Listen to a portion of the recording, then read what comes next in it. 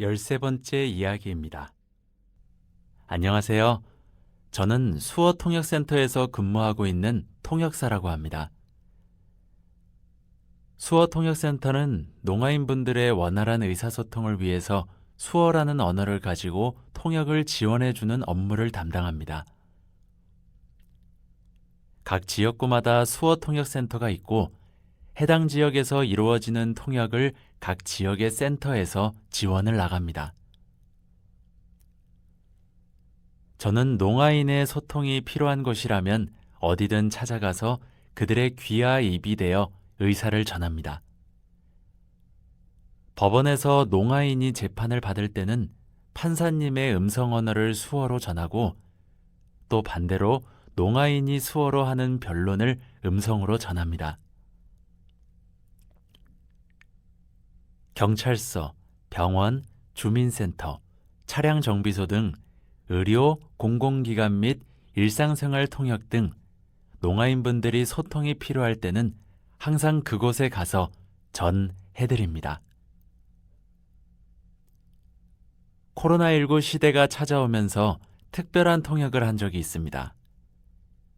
제 업무폰으로 농아인분께 영상통화가 왔는데 그분은 제가 예전에 통역을 도와 알게 된 농아인분이었고 그곳은 한국이 아닌 필리핀 현지였습니다. 필리핀에 여행을 간 농아인분께서 코로나로 입출국 금지가 된 상황에 놓여 현지에 고립되어 있었습니다. 음성 언어로 소통이 가능한 청인이었다면 그곳에서 어떻게든 대사관이든 가족들에게든 전화로 손쉽게 도움을 요청할 수 있었겠지만 음성 언어를 사용 못하고 수어를 사용하는 농인분에게 그곳에서 빠져나오는 것은 결코 쉬운 일이 아니었습니다. 저에게 도움을 요청하셨지만 저도 이런 상황의 통역은 처음이었기에 어떻게 해야 할지 몰랐습니다. 우선 대사관에 연락을 해보았고 여러 방면으로 방법을 알아봤지만 쉽지 않았습니다. 그분이 계신 지역에서 공항으로 가는 차편도 항공권도 비자 연장도 어느 하나 쉬운 것이 없었습니다. 국제전화를 사용해서 대사관으로 계속 전화를 하는 것도 한계가 있었습니다.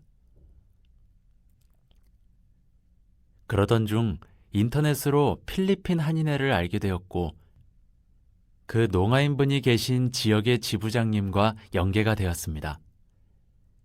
그 이후로는 한 단계씩 풀어나가야 할 과제들이 해결되었습니다. 부담스러웠던 국제전화는 그 지부장님의 카카오 아이디를 받아서 보이스톡으로 해결했고 항공권은 농인분의 카드 번호를 받아서 한국에 있는 여행사 직원분의 도움으로 예약했습니다. 입출국 금지뿐 아니라 전 지역이 이동 제한이 걸려 구하기 어려웠던 차편은 지부장님의 차량으로 해결했습니다. 이 모든 내용이 정말 축약되어 몇 자의 문장으로 요약되어 기술했지만 실제로는 3주가량 고민하고 방법을 찾고 또 필리핀 한인회의 지부장님과 지속적인 연락을 통해서 이루어진 내용입니다. 많은 사람들의 도움으로 코로나로부터 막혀버렸던 하늘길이 필리핀에 고립된 농인분의 귀국하고 싶던 바람이 전해졌습니다.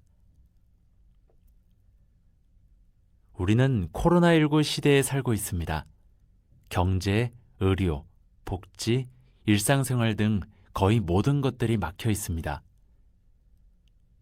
그럼에도 우리 사회복지에 종사하는 사람들은 도움이 필요한 사람들의 바람을 듣고 바삐 움직이며 그들에게 행복한 미소를 전합니다.